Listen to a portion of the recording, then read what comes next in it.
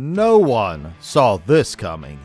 Just an hour before the qualifying rounds for the Daytona 500, NASCAR did something no one expected. They filed a massive 68-page appeal, challenging a federal judge's decision that granted 23XI Motorsports and Front Row Motorsports the same benefits as charter teams for the 2025 season.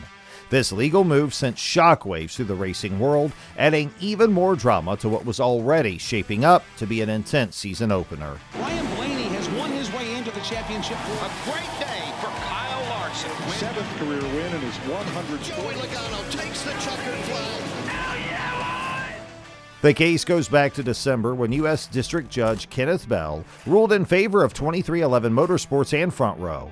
His preliminary injunction ensured that these two teams would receive the same rewards as officially chartered teams while their legal case was still being processed.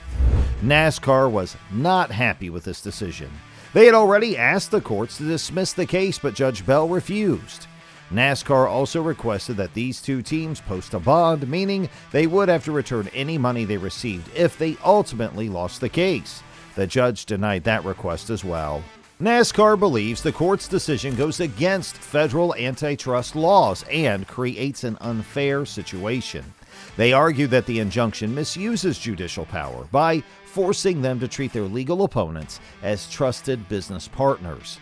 In NASCAR's view, this undermines the foundation of the sport, which has always been built on mutual agreements between teams and the organization itself. The appeal was filed on Wednesday, the same day as the deadline set by the court. The timing was stunning. It happened just an hour before the time trials for the Daytona 500. NASCAR has stayed mostly quiet about the case in public, but their legal documents make it clear that they are fully prepared to fight. At the heart of the issue is NASCAR's charter system, which was introduced in 2016. The system guarantees that charter teams receive automatic spots in races, along with significant financial benefits like prize money and sponsorship advantages. Each race has 36 chartered spots, plus 4 open spots for teams that don't have charters. NASCAR believes that since 23XI Motorsports and Front Row Motorsports didn't sign the latest charter agreement, they should be classified as open teams, meaning they wouldn't be guaranteed a spot in races. NASCAR gave all teams a 48-hour deadline before last season's playoffs to sign the new charter agreement. Out of 15 organizations, only 23XI Motorsports and Front Row refused to sign. Despite NASCAR offering better terms, these two teams still rejected the deal. Now, after missing out on the agreement, they are taking their case to court, hoping to secure the benefits they initially turned down. From NASCAR's perspective, this legal battle isn't just about these two teams. It's about maintaining control over how the sport operates. They argue that neither 23XI nor Front Row raised concerns about the charter system during 2 years of negotiations. NASCAR believes they are now using the courts to gain an advantage they failed to secure during regular negotiations. The situation became even more complicated when the now defunct Stewart-Haas Racing entered the picture. Both 23XI Motorsports and Front Row Motorsports purchased charters from Stewart-Haas to expand their teams. If not for the court's ruling, all 6 of their cars would have been forced to compete as open entries instead of being guaranteed starters in the Daytona 500. This includes top drivers like Tyler Reddick, Riley Herbst, and Bubba Wallace from 23XI Motorsports, as well as Zane Smith, Todd Gilliland, and Noah Gragson from Front Row. For NASCAR, the court's decision has thrown off their entire plan for the 2025 season.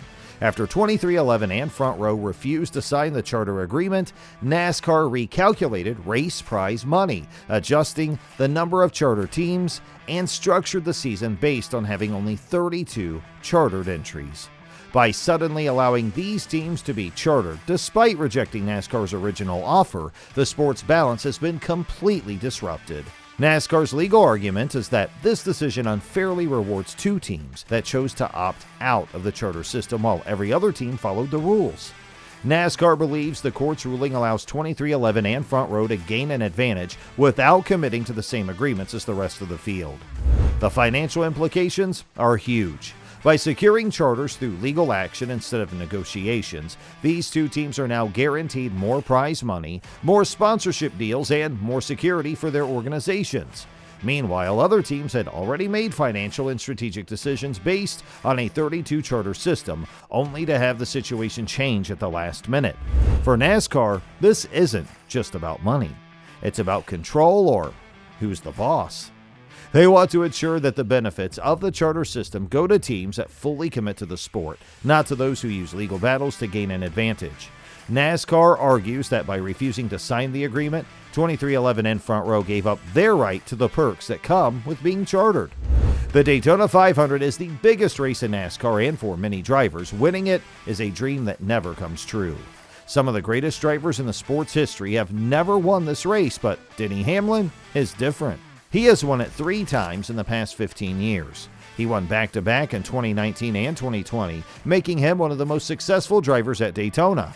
Many famous drivers, including Ryan Blaney, Kyle Busch, Martin Truex Jr., Chase Elliott, Alex Bowman, Brad Keselowski, and Kyle Larson, have never won this race. Even NASCAR Hall of Fame legends like Tony Stewart, Terry Labonte, Rusty Wallace, Mark Martin, and Ricky Rudd never reached victory lane in the 500. Hamlin started this year's Daytona 500 week in great form. In the first practice session, he set the fastest time at 187.4 miles per hour. He knows how important speed is, but he also understands that winning today is different from how it used to be. He said that the way people try to win this race has changed because of new car styles and other factors. In the past, drivers focused on pushing hard, staying on the gas, and fighting for the front at all costs. Now, strategy plays a bigger role. Pit stops, drafting, and timing matter more than just raw speed. He admitted that learning these changes has been a challenge. Despite all these changes, Hamlin still feels comfortable on the track. He believes he understands how to race at Daytona just as well as he did in older cars. But he also knows that every little detail can change the outcome. But racing is not his only focus. He's also dealing with legal battles. His 23XI racing team, along with Front Row Motorsports, is involved in a lawsuit against NASCAR. And the lawsuit is about NASCAR's charter system, which guarantees that 36 teams start every race. Hamlin and the owners of Front Row believe this system is unfair. They say it makes it hard for new teams to compete and limits opportunities for sponsors and fans. This legal battle began last year when 23XI and Front Row decided not to renew the charter agreement. That decision led to a major fight between the teams and NASCAR. In December, a federal court agreed with 23XI and Front Row, granting them a preliminary injunction. This means they get to keep their charter status until the trial in December. Hamlin has been in NASCAR for 20 years, and he said he has always tried to bring positive change. He grew up dreaming of being in this sport, and he still loves it. But he believes that sometimes real change requires a legal battle. He said that they tried to push for changes in a positive way, but in the end, they had no choice but to take legal action. Now, don't hesitate to comment down your thoughts on this whole situation. And while you're down there, make sure you hit that subscribe button as well.